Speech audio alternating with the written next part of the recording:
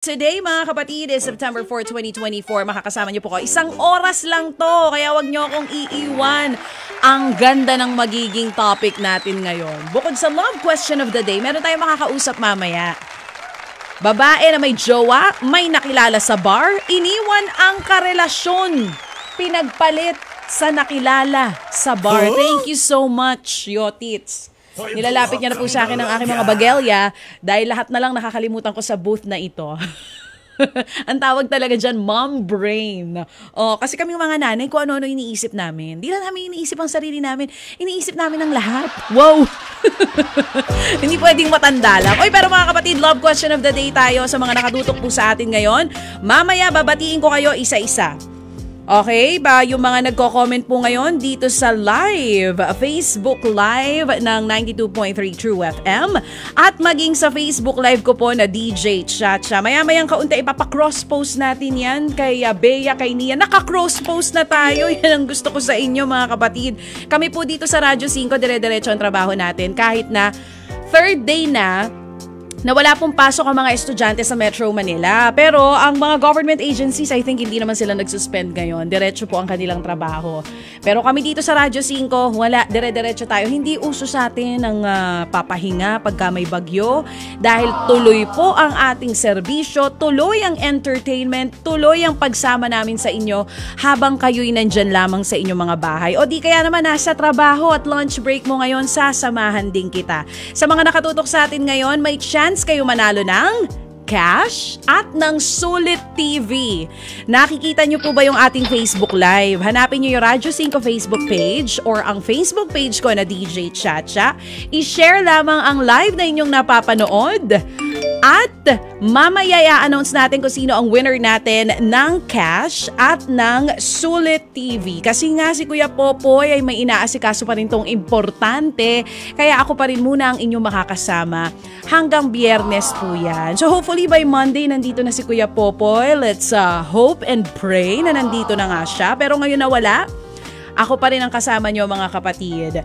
Happy Miyerkules muna kay Lit Acero, kay Rian Hodieres, kay Arceli Lopez at kay Melanie Aso na nanonood po sa atin at nakikinig dyan sa Facebook Live ng Radyo 5, as well as kay Jamaica Makay, Kitty Queen at kay Lani Prasmo na gustong manalo ng Sulit TV. Ano pa inaantay nyo? Kung gusto nyo manalo ng cash prize at ng Sulit TV, i-share nyo po itong live na ito. Pero bagong ating Astig Confessions, dito muna tayo sa ating love question of the day. Ang ganda ng topic natin ngayon. I so love it. Wow!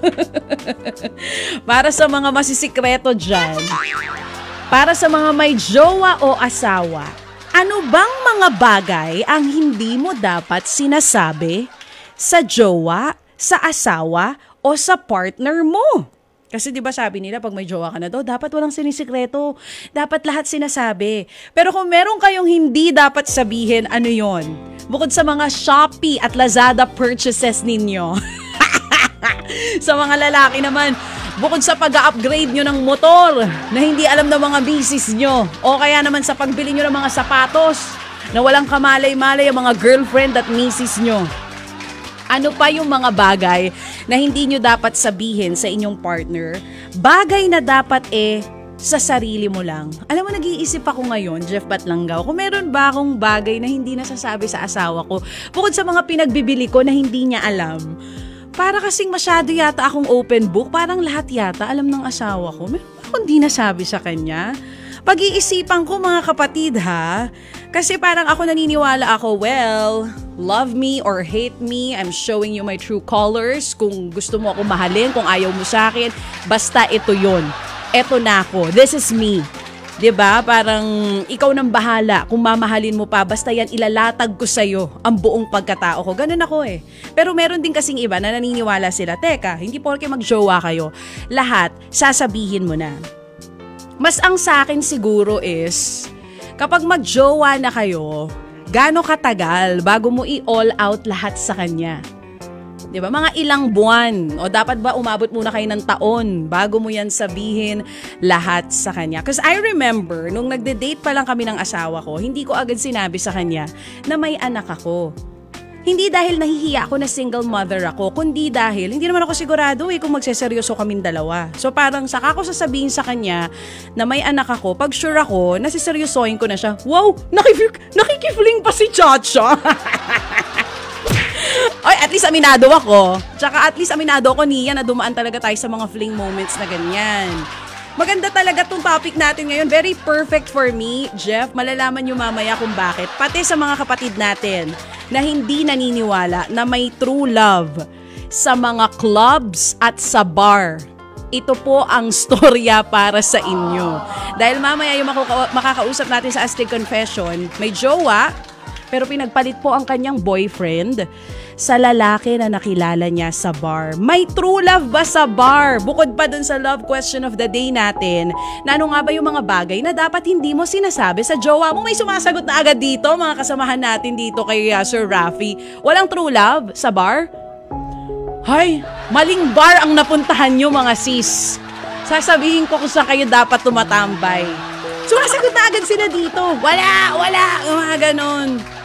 Ay nako, hindi nyo alam ang tamang bar na pinupuntahan para hanapin ang true love. Sa mga nakatutok po sa atin ngayon, once again mga kapatid, pwede kayong manalo ng cash prize, pera. Yes, pera. Hindi nyo na kailangan puntahan dito. Ipadadala namin sa inyo via electronic transfer at isang sulit TV box. All you have to do is to share the Facebook Live na inyong napapanood ngayon. Once again, share nyo lang po ito mga kapatid now na. Uy, eto na nga. Let's do this. It's time para sa ating Astig Confessions. Para pala sa mga gustong mag-advise dito sa ating makakausap ngayon, hotlines po natin 86315788 or 86316674. Pwede rin po kayong tumawag dyan kung gusto ninyong mag-share ng inyong mga pinagdadaanan sa buhay. Once again, our hotlines are 86315788 or 86316674. Eto na nga tayo sa ating confessions mga kapatid. Simulan na natin ang inaabangan ninyong segment tuwing MWF. Ito po ang H2H Astig Confessions. Bakit kasi pinangungunahan mo, Chacha? Lilipat muna tayo mga kapatid. Diyan lang kayo. Pakinggan nyo lang yung background music.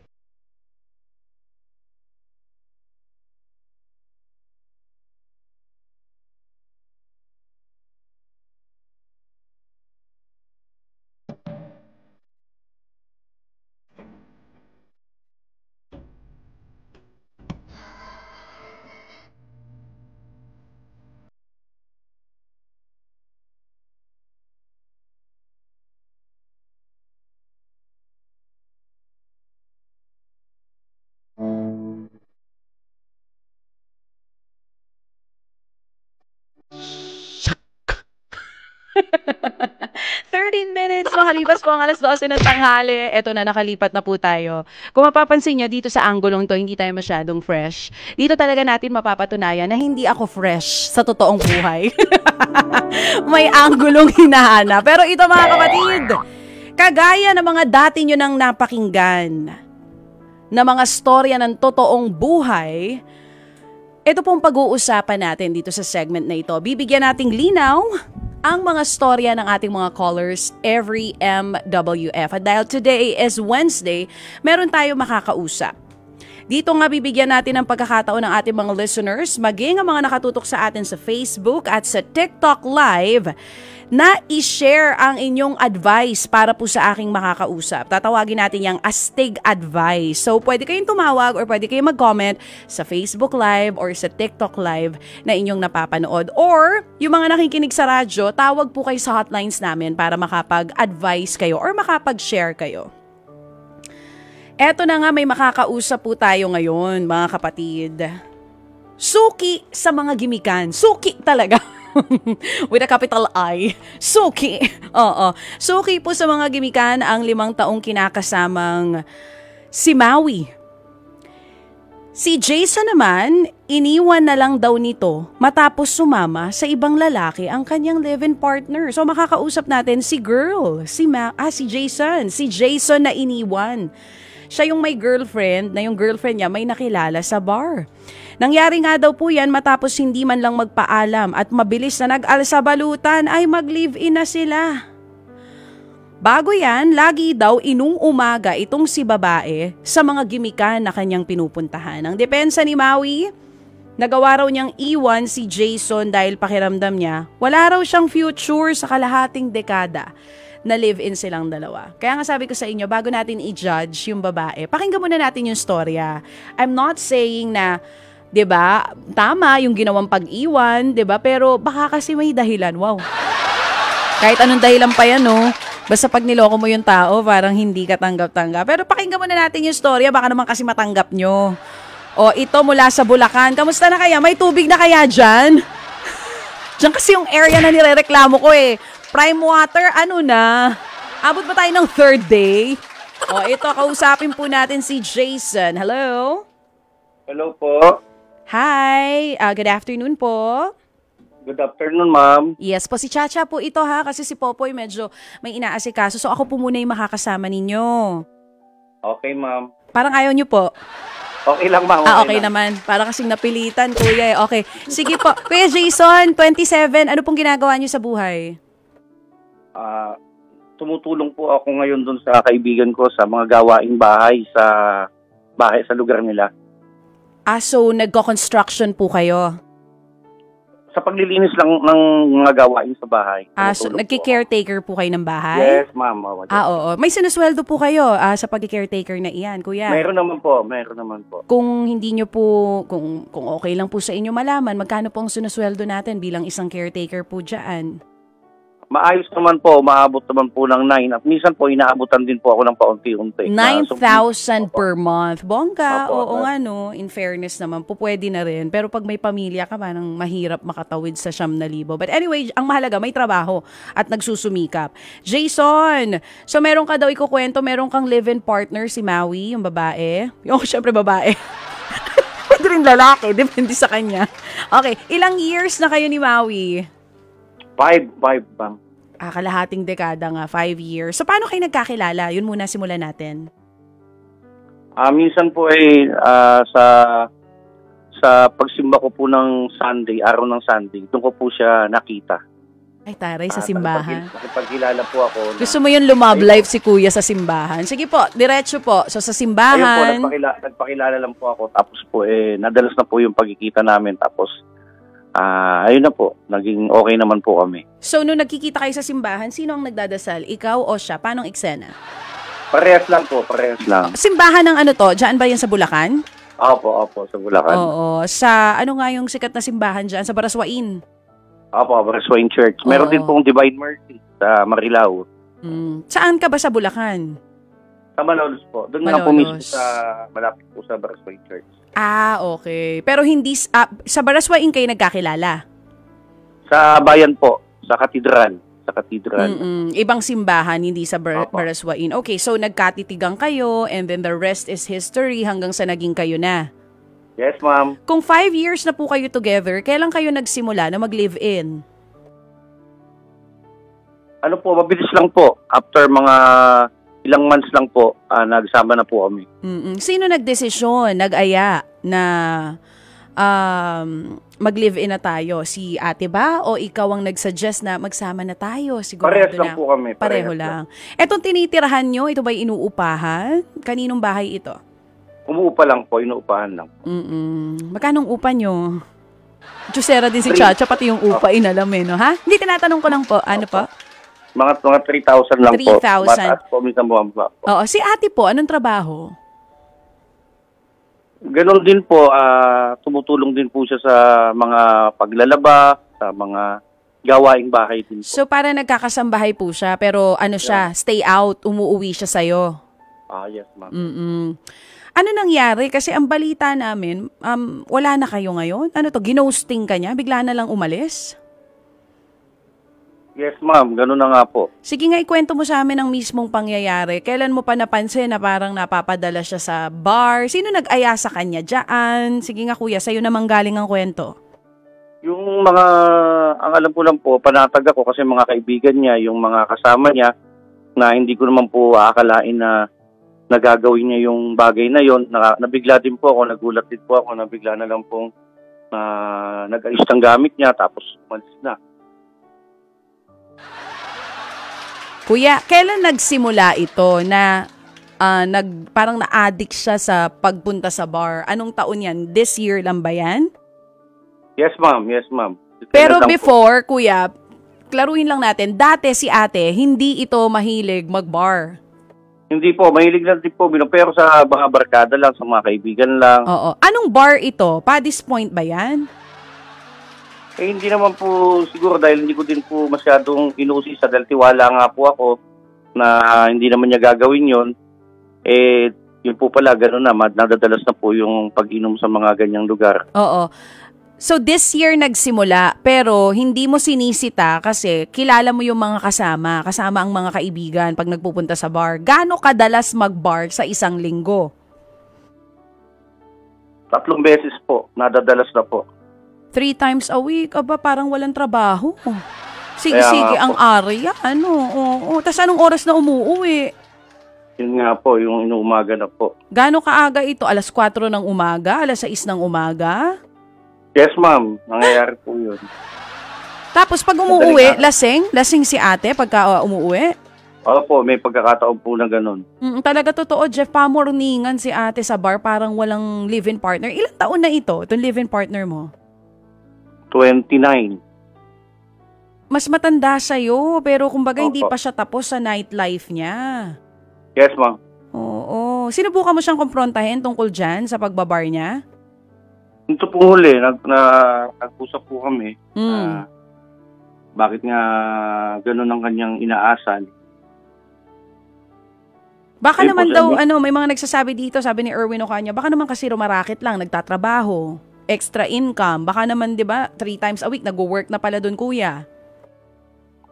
Hindi naman po siguro kasi hindi naman po kami ganun kagipit, sapat naman po. So talagang pure ito, talagang entertainment ang dahilan ba't siya nagpupunta doon. Kumbaga, yes, nagwawalwal talaga.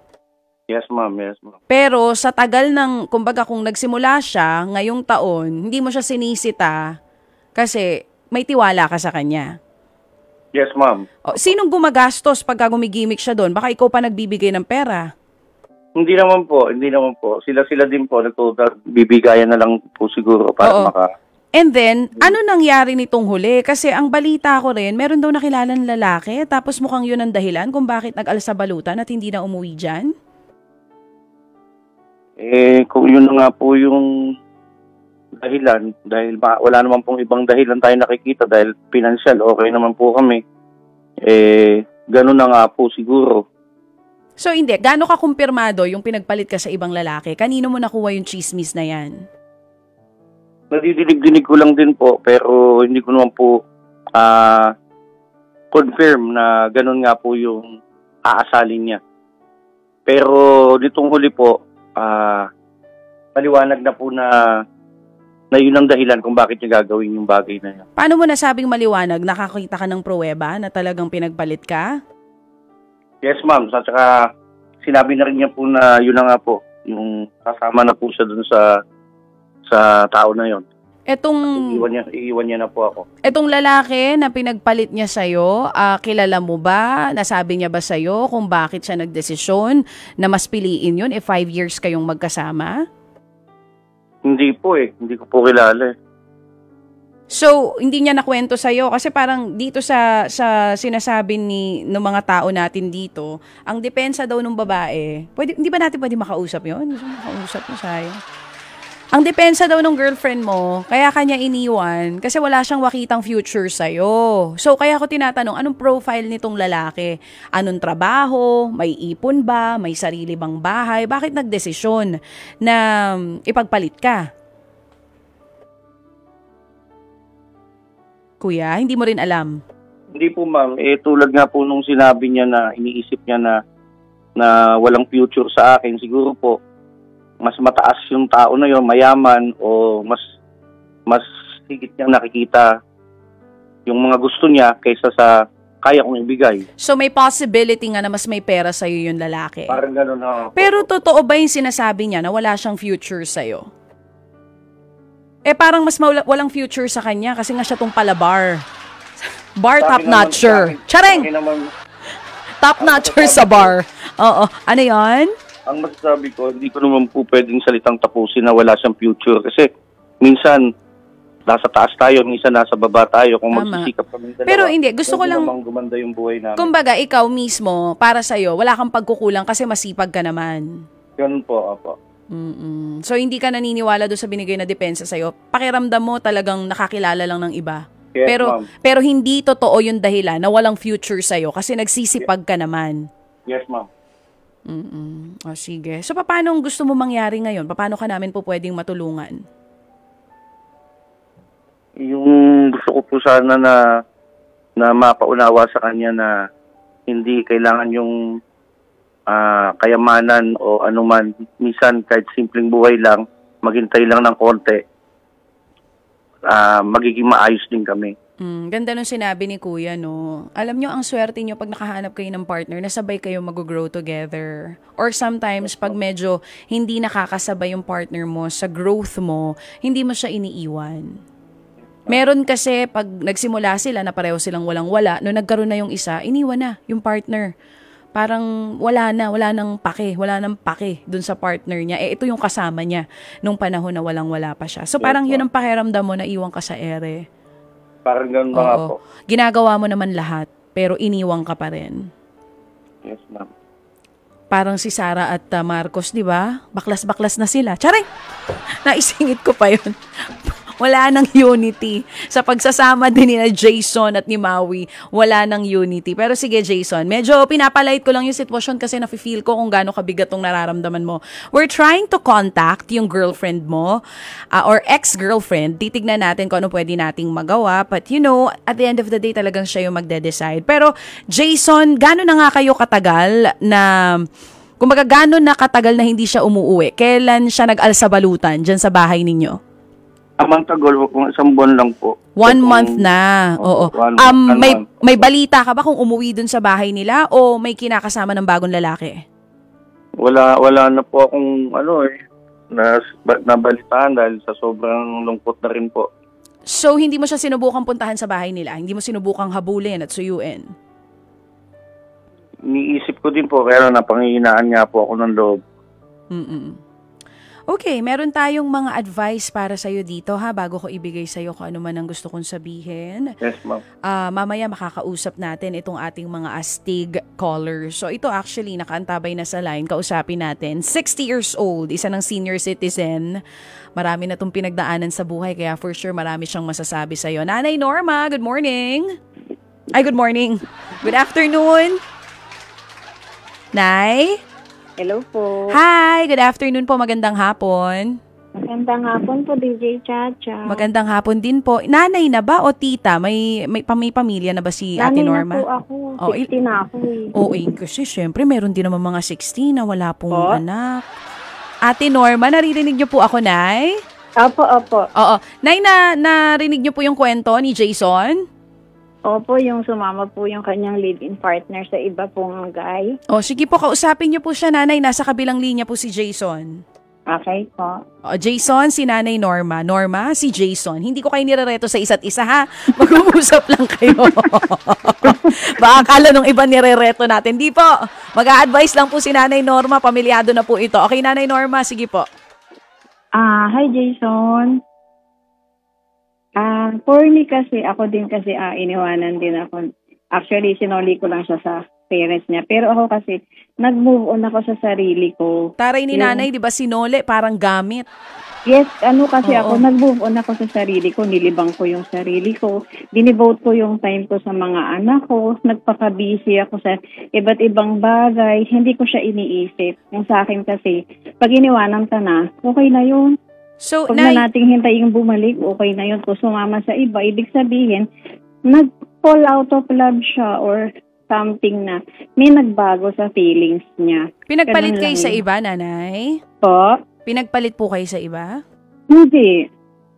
Ano po? Nag-fall out of love lang kami pareho.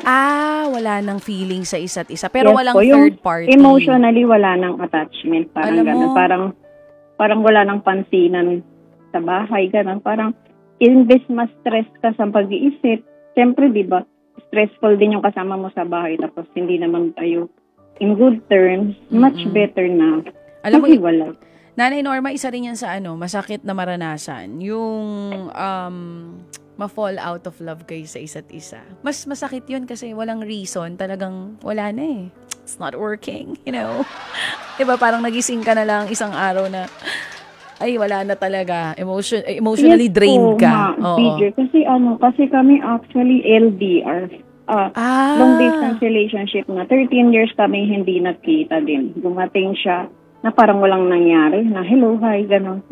So, parang gano'n lang. So nag-move sa akin, mas maganda yung umuwi siya doon sa kanila, sinoli ko siya. Then ngayon, nag-move on siya, mas masaya siya nang nag-isa siya, masaya din ako. Talagang inulit-ulit ni nanay ang salitang sinauli ko siya. Pero di ba kasi kailangan kasi di ba maging masaya tayo sa buhay natin. Pangit yung magkakaroon pa ng bitterness na ba't ako iniwan, bakit ganito, bakit gano'n. Pero, doon naman sa kabilang banda, yung mga tao na may tanong na ba't mo ako iniwan, ba't ganito, yung mga hindi pa makamove on, hindi rin natin sila pwedeng pilitin na makamove on. Opo, mahirap din po yun. Din Correct. Po kasi yung process din kasi. Ako rin kasi pinroseso ko yun ng matagal.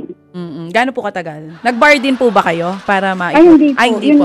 Ako kasi nagsimba, gano'n. Sa simbahan sa mga activities, gano'n. Kasi, totoo yun eh. Kanya-kanyang coping mechanisms yan, di ba? Pagka trying to move on tayo. Merong pala bar, merong pala lasing, merong pala shopping, si nanay pala simba. Nanonood ako ng vlogs.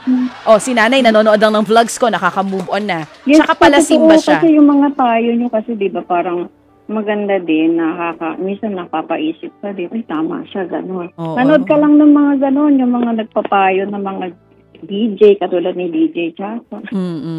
Masarap pakinggan yung storya ng iba, no? Pero pag ikaw na yung nandun, ang syakya. Yes, totoo po yan. Pag ikaw na yung nandun sa situation, hindi mo alam na, ay nagawa ko, ay nagawa niya. Parang gano'n. Pag kaya niyang gawin, parang siguro, feeling ko kaya mo din.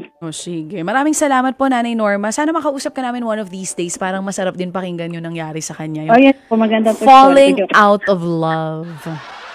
Sige po. Maraming salamat. Yan nga si Nanay Norma. Tagasan si Nanay Makati, no? Oo. Si Jason ng Bulacan, balikan natin. Jason? Yes, ma'am. Oo.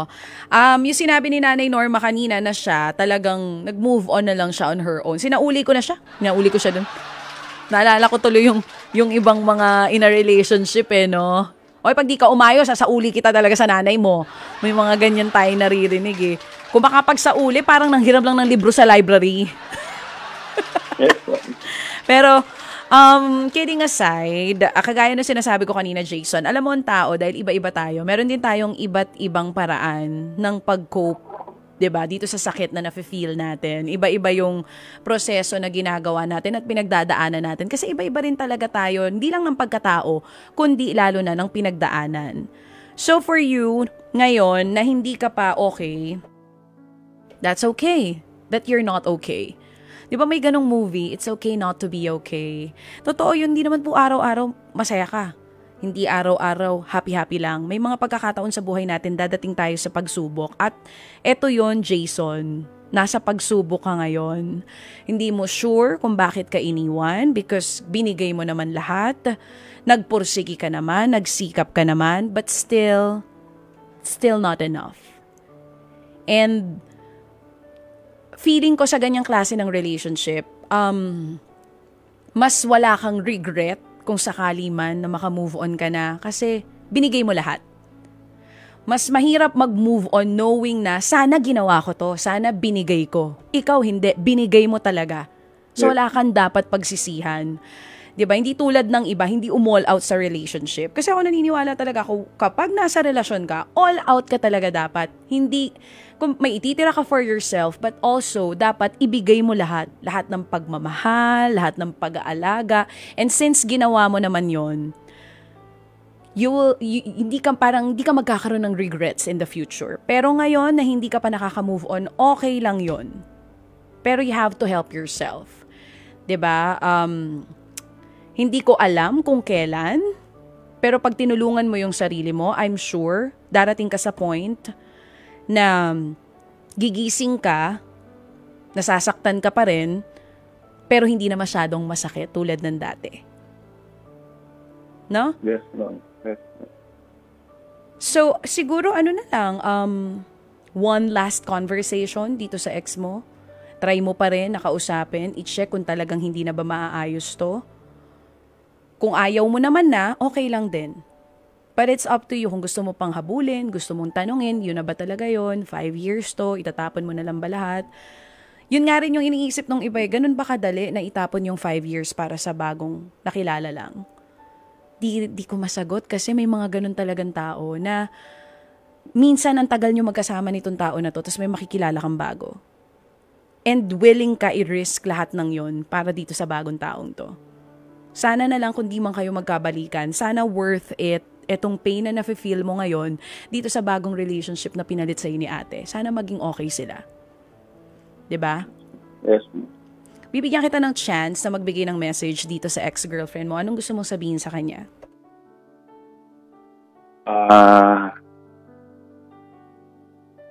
Kung ang pagkakataong mangyan ay binigay sa'yo, makita mo sana ang tunay na kahulugan ng pagmamahal. Short but sweet. Yun lang yon. Well, nawala na si Jason. Parang, yes, ma'am. Opo. akala ko inanod ka na ng baha. Kasi bahain dyan sa Bulacan eh. Sorry. Ano lang kita. Ginatry ko lang gawing light yung sitwasyon. Yes, Oo, pero Jason, walang masama na umiyak. Kasi sabi nga nila, boys don't cry, but real men do. Sa mga ganitong klase ng pagkakataon, there's nothing wrong with crying, with embracing the pain. Kumbaga, yakapin mo yung sakit na nafe-feel mo ngayon. Kasi hindi mo mahahanap ang solusyon sa problema hanggat hindi mo ina-acknowledge kung ano yung problema. Hindi ka rin makaka-move on hanggat hindi mo tinatanggap na nasasaktan ka. Okay? Yes, ma'am. Thank you po. Naniniwala po ako dun sa mga sinabi niyo po. Buti naman. Charing! Buti naman may naniniwala sa akin, Kuya Aaron. Ano? Oo. Sige, salamat Jason. Sayang Yes, hindi thank namin you po. we'll still try to contact your ex. Titignan natin kung mako-contact namin siya. Kung sakali mo matawagan namin siya, tatawagan ka namin ulit, okay? Thank you, ma'am. Opo. Maraming salamat. Yan nga po si Jason ng Bulacan. Jason? Jason. Wala na si Jason. Yes, ma'am. Yes, ma'am. Ayan, dyan ka pa. Jason, may tubig sa inyo. Anong pong tubig? Tubig galing sa gripo. Meron naman po. Meron po. Wow, sana all. So may nilad kayo, hindi kayo prime water. Hindi po. Ay, sana all talaga. May nag-comment kasi dito, tawang-tawa ko. Hindi tungkol sa storya ni Jason. Nagtatanong, DJ Cha, may tubig na sa inyo.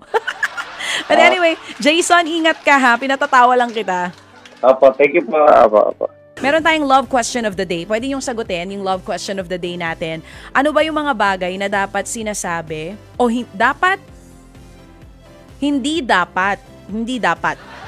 Ano yung mga bagay na hindi nyo dapat sabihin sa inyong partner? Naniniwala ba kayo na dapat meron pa rin tayong itago sa sarili natin once we enter a relationship? O dapat all out? Dapat lahat alam niya? Sige nga, isip-isip yung mga may jowa na dyan. Ano yung bagay na hindi mo sinasabi sa partner mo? Meron ka bang hindi sinasabi sa kanya? O lahat ay nasabi mo na? Nag-iisip talaga ako kanina pa. Parang lahat alam ng asawa ko. Wala na yata ako naitago sa kanya. So kayo dyan, meron ba kayong hindi sinasabi sa partner nyo? Bea, gusto mo sumagot? Char! Ikaw, Kuya Aaron, may tinatago ka? Meron? Ikaw din, Erwin? May tinatago ka pa rin? Wala? Wow! Ikaw, Jeff? Wala? So, sino lang may tinatago? Si Kuya Aaron na lang. Naku po yung misis ni Kuya Aaron. Hindi ko po alam kung ano tinatago niya, ha? Sabi kanina ni Seth Velasquez, si Seth sumagot password daw. Ay, nako. Oy, pero hindi naman ibig sabihin na hindi mo alam ang password ng cellphone or social media accounts ng partner mo. Ibig sabihin, naglolo ko na. May tinatawag din tayong privacy. May mga tao talaga na gusto niya, okay, akin lang to. 'Di ba? Hindi ko to pwede sabihin sa partner ko. And nirerespeto natin yun. Meron din naman mga naniniwala na, okay lang lahat. Alam niya lahat yan. Password ko sa social media accounts, password ko sa bangko, alam niya lahat yan. Malaking tiwala ko dyan sa jowa ko na yan. Lahat alam niya. Alam mo, isa lang talaga naiisip ko dito na tinatago, purchases talaga. 'Di ba? Mga Shopee delivery at Lazada delivery. Yun na lang talaga yung tinatago natin. Yung ginagawa natin sa opisina natin ipinapadala para hindi nila alam na may binili ka na naman. Ano mga misis, nakaka-relate kayo? Yung mga na-mine nyo sa live selling. 'Di ba? Na hindi nyo na pwedeng i-unmine dahil mabobogus buyer kayo. Ilan sa inyo ang ganyan? Na 'di ba sa ibang bahay nyo pinapadala ang inyong mga delivery dahil nasobrahan na kayo sa mga pagbili at mapapagalitan na kayo ng mga jowa at mga asawa nyo. Mamaya po ang inyong mga kasagutan. Pero eto na muna. Mamaya natin 'to bigay bago matapos yung program. Ngayon na, dako na daw tayo sa alam kong kanina nyo pa inaantay. Segue na po tayo sa ating winners para sa mga nag-share po ng Facebook Live natin ngayong tanghali dito sa Heart to Heart. Congratulations! Unang winner natin ng cash, si Norma ng Makati. Ate Norma, congratulations to you. Ang napanalunan mong 250 million pesos ay ipadadala namin ngayong araw na ito. Another winner of 250 million pesos, Wilhelm of Pasay City. Congratulations po sa inyo mga kapatid. Bago tayo magpaalam, hindi tayo pwede umalis dito nang hindi nababasa itong ating comments na mga kasagutan ng mga kapatid natin for our love question of the day. Uy, nakikinig pa rin pala si Seth Velasquez. Nag-comment pa. Sabi niya dito, may 80-20% kasi sa relationship. Hindi perfect si partner. May 20% na lacking. Tapos may 80% naman daw na good traits na minahal natin. Madalas nag-cheat ang tao dahil hinahanap nila yung 20% na kulang sa partner nila. But then some will realize na pag iniwan nila ang partner nila, 80% lang pala ang nawala sa kanila nung hinanap nila yung 20%. Wow! Mathematician yan! Oo, buti na lang, Seth Velasquez, 100% ang pagmamahal mo kay Jonah Cuevas na nakatutok din sa atin ngayon. Kanina kasi sabi ni Seth sa akin, nagyayabang pa, hindi daw alam ng girlfriend niya ang password. Nag-PM si Jonah. Sabi niya, listening to your program, wala akong hindi sinasabi kay baby. PS, wag kang maniwala sa password na hindi sinishare. Pati online banking at trading accounts niya, alam ko. Nauhuli daw niya si Seth na nagmamines at sa mga screenshot. Ayan, yun daw ang tinatago ni Seth sa kanya, ang pagkamagastos nito. Ito pa ang ibang kasagutan ng mga kapatid natin. Sa tanong nga mga kapatid na, may mga bagay ka ba na hindi dapat sinasabi sa iyong jowa o partner? Si Gael, sabi niya, yung secret bank account at investment, hindi dapat ipagsabi. Totoo yun. Siguro pag bago pa kayo, hindi naman talaga dapat. Pero I mean, halimbawa mag-asawa kayo, hindi niya dapat alam yung mga kung saan ka nag-i-invest. Grow together nga, di ba, as a team, pag-partner. Tapos hindi niya alam ang investments mo. Hindi ko na po maalala po, Your Naku, Honor. mahirap yun. Baka mapatawag ka sa Senate hearing. Si G. Lonzaga, ako noon, wala akong tinatago. Alam niya lahat. Pero siya may tinatago pala. Babae niya. Ang saklap pa, kaibigan ko pa ang nang ahas. Naku, hanapin niyo to si G. Lazaro. Parang maganda pag-usapan yung storya niya bukas. Pero naka-move on na daw siya. Ano bang mas masakit? Pag ang nag-agaw sa jowa mo, kaibigan mo, o yung hindi mo kilala? Kung aagawin ng jowa mo sa'yo, yung kakilala mo ang mga agaw, o yung hindi mo na lang kakilala? Sa akin, isa lang. Kung aagawin ng jowa ko, wag sanang mas maganda sa akin. Parang mas mahirap makamove on pag ganon. Si Raiza Alag, pagsumbat ng gastos sa bahay. Dapat di na daw sinasabi to, yung sumbatan. Yan yung mga dapat na itago na lang sa sarili talaga. Si Ozzy J. Fox, malakas ang putok niya. Uy, hindi. Dapat pag may partner tayo, sinasabi natin yung mga naaamoy natin para mabago nila yung sarili nila. But I know it's sometimes hard, no? Lalo pa pag bago pa lang kayo. Pero pag matagal na kayo, di na kayo nahihiya sabihin yung mga ganyan-ganyan. Yung asim mo, maligo ka. Yung ganon. Aminin nyo. Di ba? Pag matagal na, tsaka mag-asawa na. More than 10 years na kami magkasama nung asawa ko. So, pag maasim siya, sinasabi ko, maasim ka, maligo ka. Hindi ka na naman nag-shampoo, no? Ginamit mo na naman sa buhok mo ang sabon.